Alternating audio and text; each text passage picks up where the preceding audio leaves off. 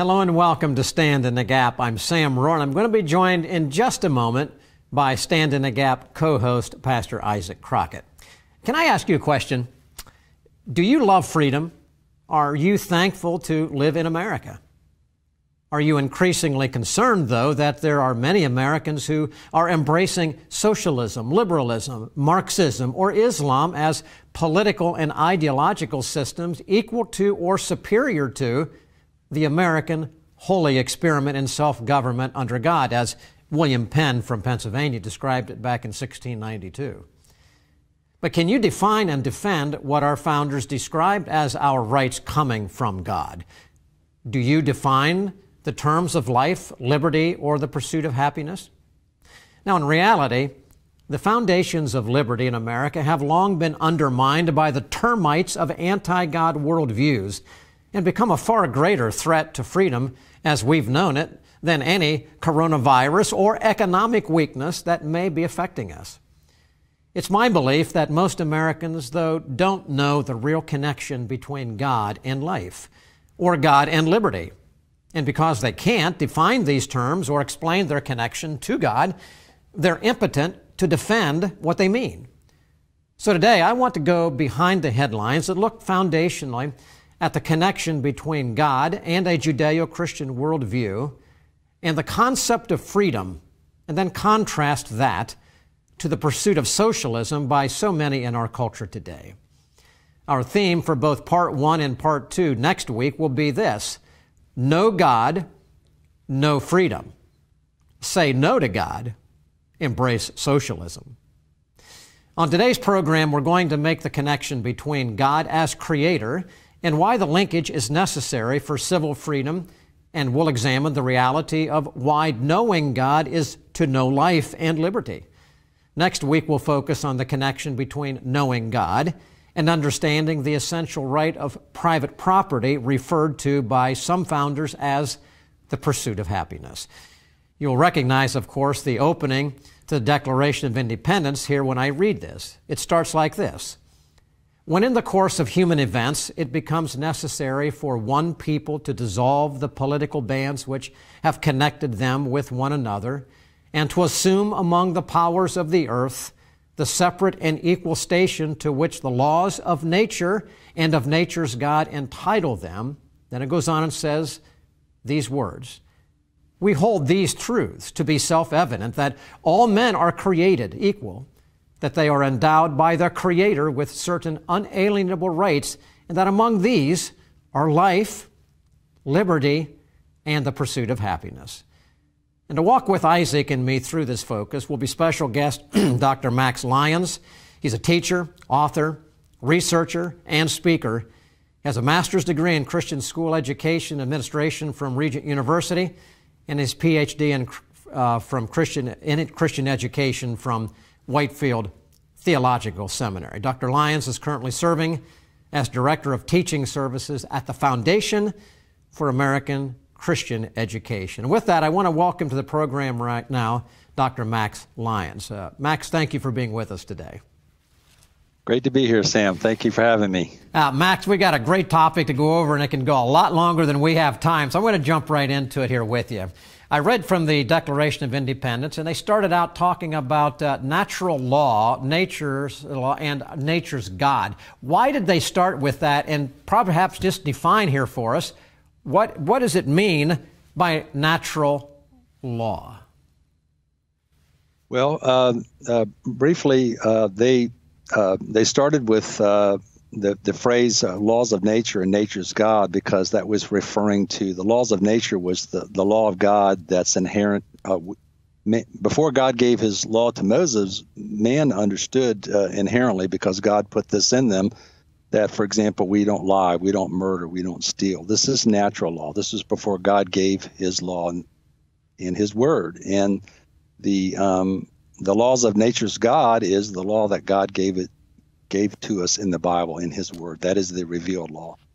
And of course, they started with that because they were biblically thinking people. So they started with God, and it's common in biblical covenants to start with the sovereign who initiates the covenant. So it's very appropriate for them as biblically thinking men to start with God. God's the starting place in His law. That's interesting because that's exactly what the Pilgrims did in the Mayflower Compact as well. When they started out, actually it was to they started recognizing God immediately. Correct? Yes, and then they started the document usually the way we would think someone would end a document. They said, "In the name of God, Amen."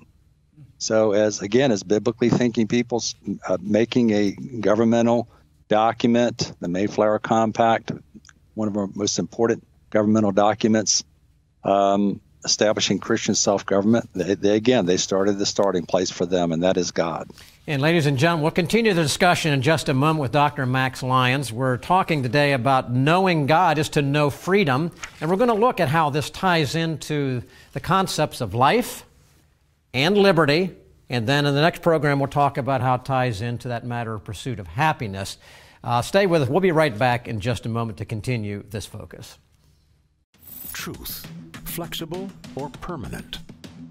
The Bible, ancient history, or powerfully relevant? Culture, a reflection of enlightenment or warning signs? The pastor, commentator, or frontline combatant? Every day, American Pastors Network speaks to these questions where and when they matter. With hundreds of affiliate radio stations nationwide, a website and mobile app screening today's headlines through the twin lenses of the Bible and the Constitution, educating, informing, equipping. This is the American Pastors Network. The time is now to stand in the gap for truth.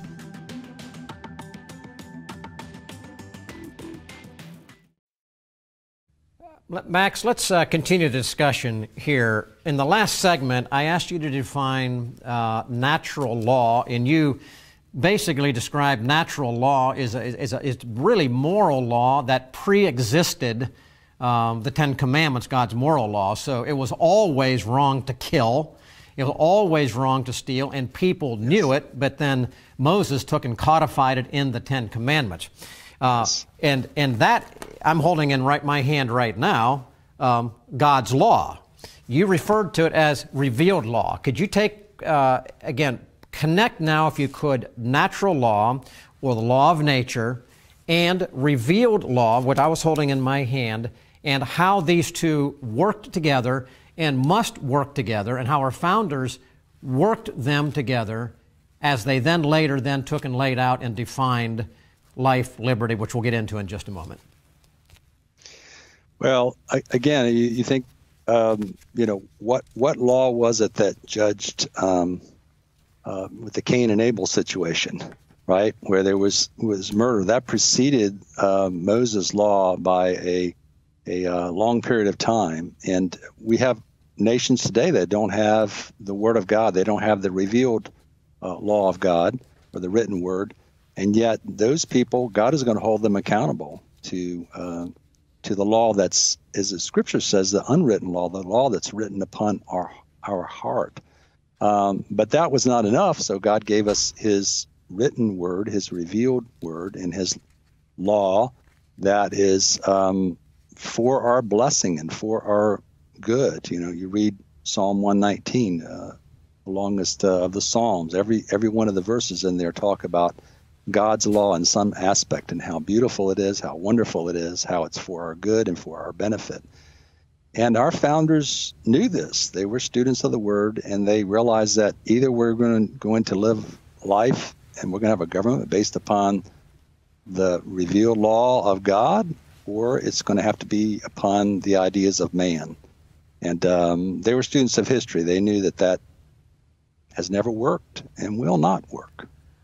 Well, Max, you're right. It won't work without God. And so we want to look at why it's so important that we have to believe not just in a sovereign, but not just in a God, but in the God, the creator of the world. That's part of the biblical worldview, and how that connects with these issues of life and liberty. But even before that, going back to the Declaration of Independence that we're talking about, We're talking, it starts with life, and then liberty that, goes from there. Why is it important that it starts with life? And then kind of a follow-up to that, why is it important that that has to be connected to the Creator God, the biblical, God of Christianity, Judeo-Christian worldview? Right. Well, I do think the life, liberty, and pursuit of happiness, or property, as was commonly understood before that, I do think that they are in order, although in a sense they are one right. And of course, our founder said that these are not the only rights, but certainly the most important is life, because God is the one who's the giver of life. Every human being, every life is precious in the eyes of God. And this, of course, relates, we could relate it very quickly to the whole issue of abortion and the fact that some of God's creation are not even allowed to enjoy the first right, the right to life. And if you think about it, all the other rights, liberty, pursuit of happiness, freedom of speech, right to self-defense, that all depends upon the first right, the right to life. If you don't have that, you can certainly not enjoy any other of the rights that God has ordained for you. Well, so Max, it's super interesting that you would say it like that, because the next part is liberty. And we live in a day and age where people say, you're infringing upon my liberty by imposing your, archaic point of view about pro-life or whatever.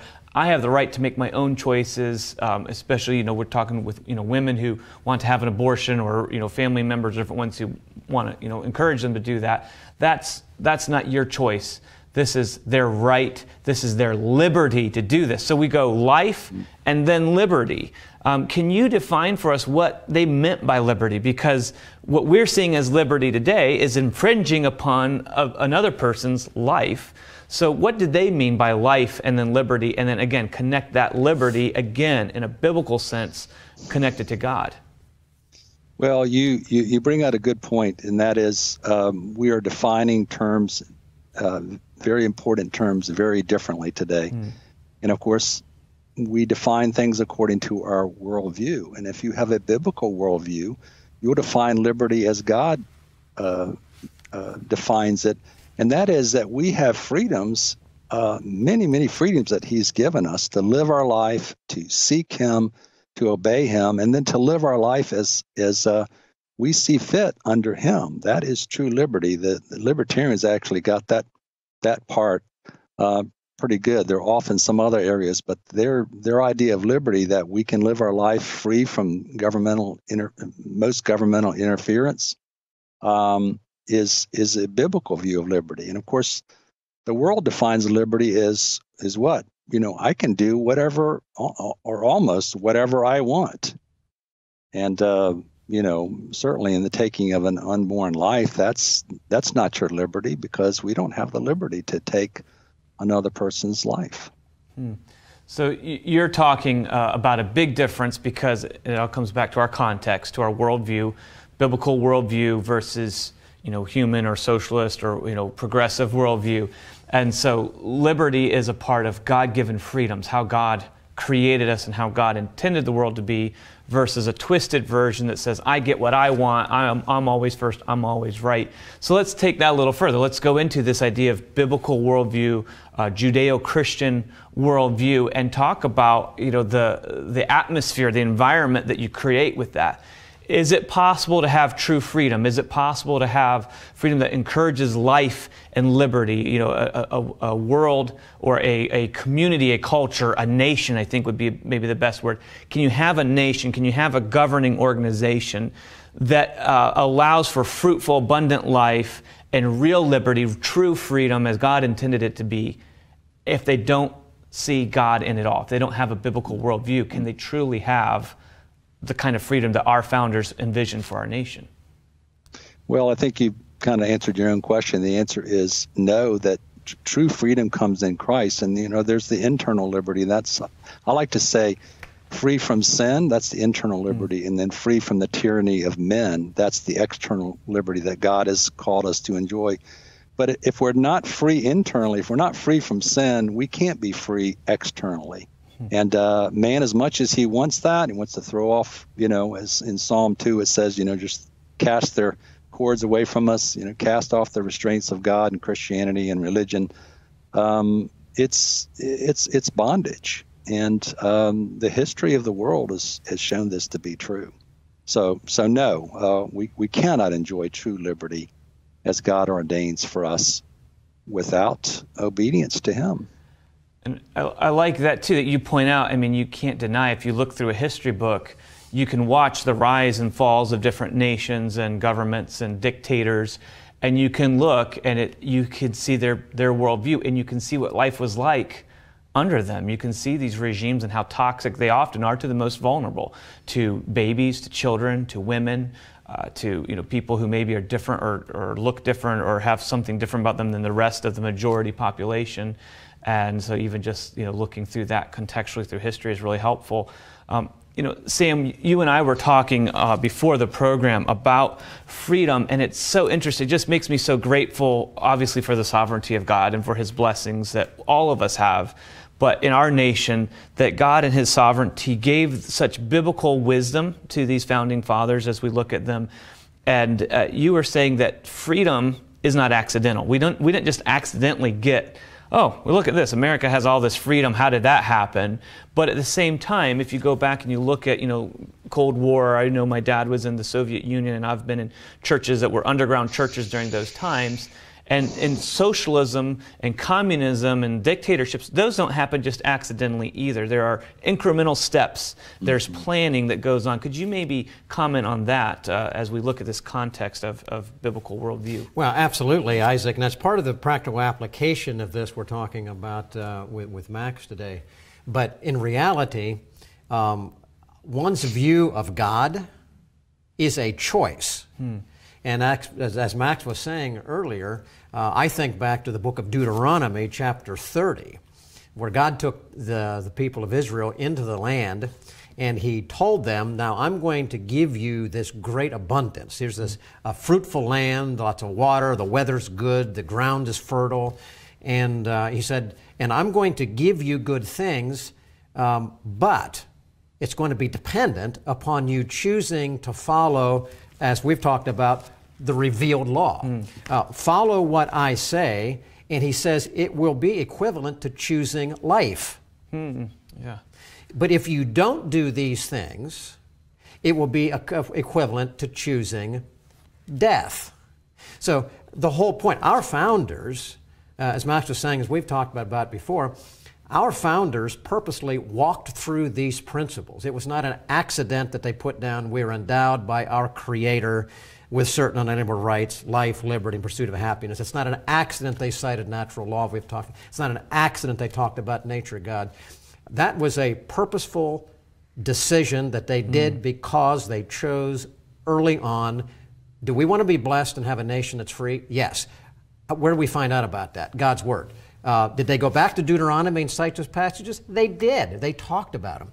So in our life today, whether or not we continue to have freedom or whether or not we choose to embrace socialism as a nation is not going to be accidental. It's going to be a choice of our people, and that's why hopefully in what we're talking about today will help people understand we're not here by accident, neither will we keep freedom by accident.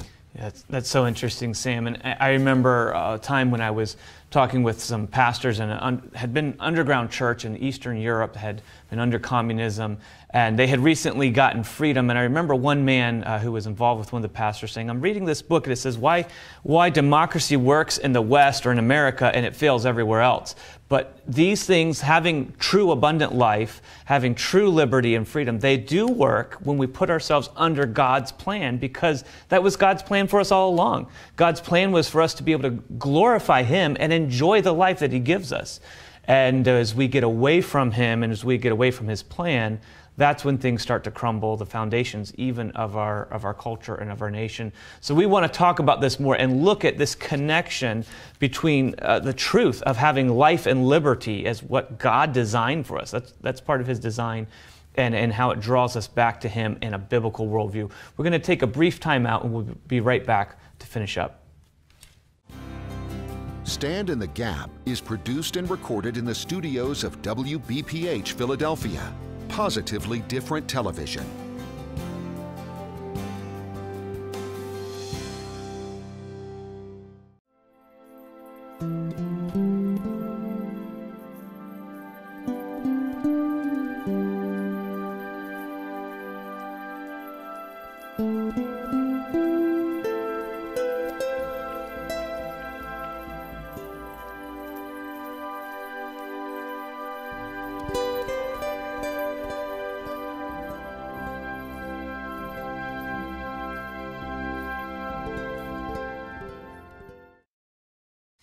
We're going to conclude the program right now, and I want to bring back in Max Lyons in this discussion. Max, I want you to take and summarize now what we've talked about. We started with God as creator, which is biblical worldview. You've explained natural law, nature's God, revealed law being the Bible.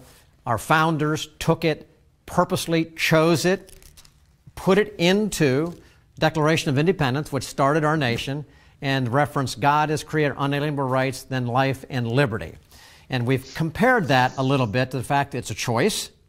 But now we're in a circumstance in our nation, never here before really, where we have so many people, the numbers are big, that are saying they think that socialism, Marxism, is equal to or maybe superior to a representative government before under God as our founders gave us. Why, Max, and this is the question, why is the understanding of God as creator, the giver of these rights of life and liberty, perhaps our best deterrent against the inroads of socialism and Marxism and these other isms that are really the termites undermining our foundation of liberty? Well, I wish I had an hour on this one, but I'll give you the Cliff Notes version. That is Christianity, both Christianity and Marxism. I'm just going to use Marxism as a substitute for socialism, communism. All the isms basically boil down to the same thing. There are nuances of understanding, but these are both worldviews. They are comprehensive worldviews. Marxism is not just an economic system, so we need to look at them. We need to look at in Christian terms or religious terms, we need to look at them as rival religions. And so, the God of Christianity obviously is the God of the Bible. The God of Marxism, communism, socialism is what? It's ultimately man, because it's based upon atheism. And so it's obvious. Eventually, you're going to end up with, under that system, when it comes into its full fruit, under the tyranny of a sinful man and under the tyranny of an all-powerful state. Because all religions, all worldviews, there's a sovereign. So you want a sovereign God, sovereign, loving God, the God of the Bible, or do you want a sovereign, totalitarian state? And look at the history of the world for the last 100 years. If you don't know that history, go and learn it. It's easily accessible, and it's ugly, it's horrendous, it's evil, and we're fooling ourselves.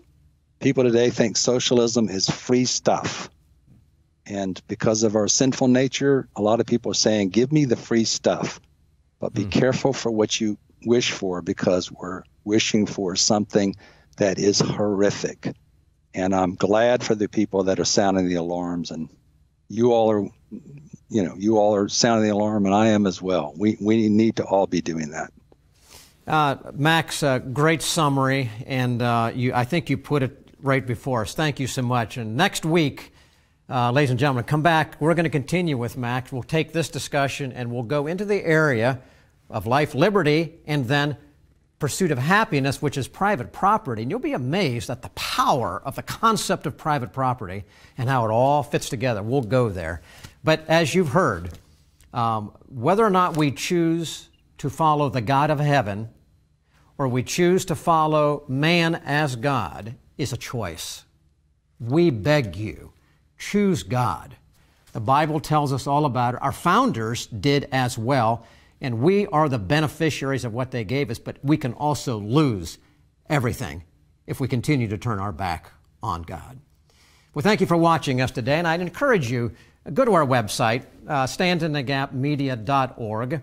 Communicate with us. Let us know that you are watching this program, what it means to you. And it's been so good this last week to hear from pastors and from others across the country who are telling us that they are benefiting, you are benefiting so significantly by this program. We need your prayer support. We need your financial support.